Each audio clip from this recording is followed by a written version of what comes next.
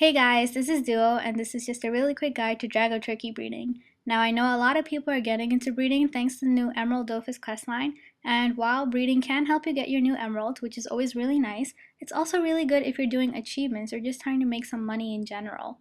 The breeding achievements, they do give a lot of points, they give some really nice XP and commas, and you can always make money just by selling the mounts that you're breeding or by exchanging those mounts for characteristic scrolls. Now this guide is not going to go into super duper details, but it will cover the basics of how to catch wild mounts, how to use the paddock interfaces, and how to get your mounts fertile and ready to breed.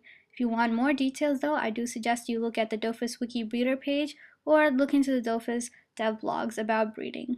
Anyway, let's get started. Okay, so first things first. In order to breed Dragoturkeys, you need Dragoturkeys. Now you can either buy a male and female mount from the markets, or you can try to capture a wild mount by fighting mobs of wild almond, ginger, and golden Dragoturkeys.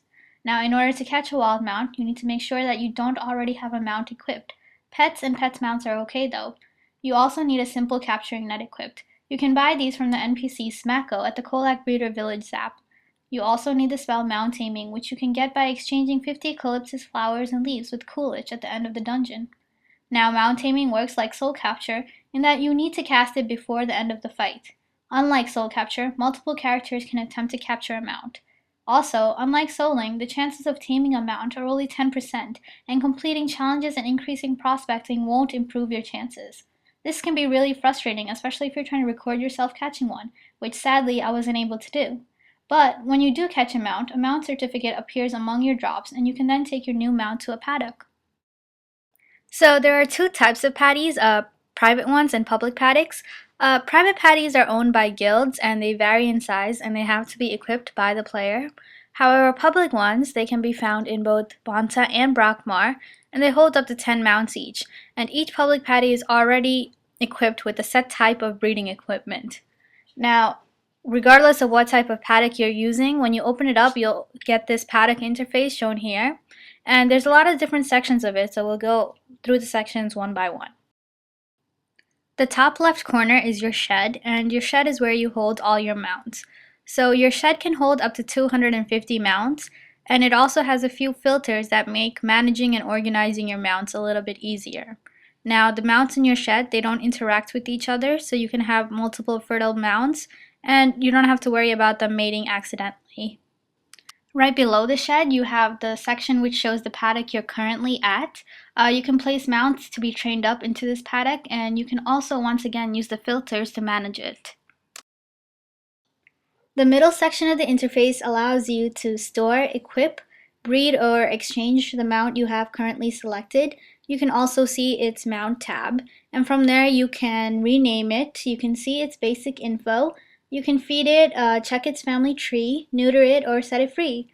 You can't, however, mount or access the mount's inventory while having the paddock interface open. And right below that, you can see a big close button, which I think I don't have to explain that because it's pretty self-explanatory. So anyway, let's move on. And in the top right corner, you have your equipped mount. And you can use the mount tab to set how much XP you want to donate to your equipped mount. Now, right below your equipped mount section, you have a section for all the mount certificates you have in your inventory.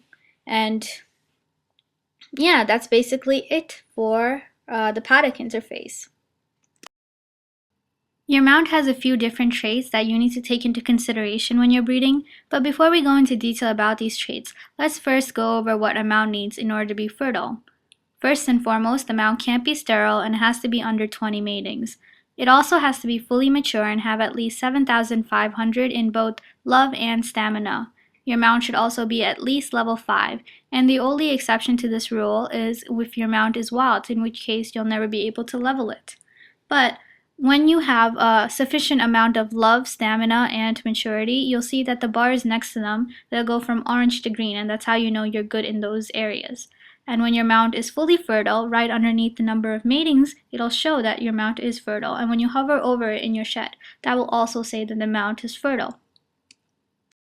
Now that we know what a mount needs in order to be fertile, let's talk about raising its stats. And the first thing I want to draw your attention to is the balance bar, which is this gauge right at the bottom. Now, balance is what determines what other stats you're able to raise, so it's very important. Balance, or the amount of serenity your mount has, can be categorized as negative serenity, positive serenity, or average serenity. Negative serenity is anything below 0, positive is anything above it, and average serenity is between negative 2000 and 2000. Now, you can control serenity by using padders or slappers. Padders will increase serenity and slappers will decrease it. Now, female mounts will also gain serenity by interacting with any breeding item, and male mounts, on the other hand, they will lose serenity whenever they interact with a breeding item. You can train up a mount's love, stamina, and maturity depending on its serenity, as I said before. If your mount's serenity is positive, you can use Drago Butts to train up its love. If your mount's serenity is negative, you can use Lightning Throwers to train up its stamina. And if your mount has average serenity, you can use Drinking Throws to train up the mount's maturity. Now, once maturity is maxed, you'll never have to train it up again. However, love and stamina need to be trained up after each mating. Now, energy is also another stat you should consider when mating. It's not essential, but it is very beneficial in that the higher energy that your mounts have when they mate, the more likely the chances of the mating producing an extra baby. Now, energy can be trained up either by feeding the mount or by using mangers, as long as the mount has full maturity. And like love and stamina, after the mating, the energy is completely depleted. Once you have a fertile male and female mount, you can mate them by placing them both into the same paddock and having them interact with each other. Now, I recommend you use 2 mounts at a time just so there's no accidental matings, and I also prefer using a private paddy for this because it's just easier to have them interact with each other in a private paddy. Of course, you can do it in a public paddy, I just find it to be a little bit trickier. Now, if you're dealing with wild mounts, you'll notice that after the mating, the wild male will return to the wild, and the female will stay until she's given birth. But after she gives birth, the wild female will also return to the wild. Now, if you're not dealing with wild mounts, you'll notice that your mount stats will be depleted after the mating, and you'll have to raise these up again in order to breed them again. Now, after you've mated your mounts, the only thing left is to wait for your mounts to give birth. Alright, so that's basically it for this little guide, and I do have 3 final tips that I can offer you just from my experience with breeding. First and foremost is to separate your male and female mounts. You can do this in multiple ways, either by using different characters, using the different cities for each gender, or just by simply using the filters effectively. You know, whatever works for you. The main point is just to avoid any accidental matings. Second, I really do recommend that you use the filters. They will make your life so much easier. But one thing to watch out for is when you're using the filters, it's really easy to lose track of your immature mounts, especially because you can raise up their love, you can raise up their stamina, but they might not be at the right serenity to max their maturity. So just keep an eye out for your immature mounts. My third and final tip is to name your mounts descriptively, so you can just tell at a glance what their family trees and other characteristics are like. Now, I know it's really tempting to name all your mounts like really cute names like Fluffy or something like that, but resist the temptation and try to find a system that really works best for you.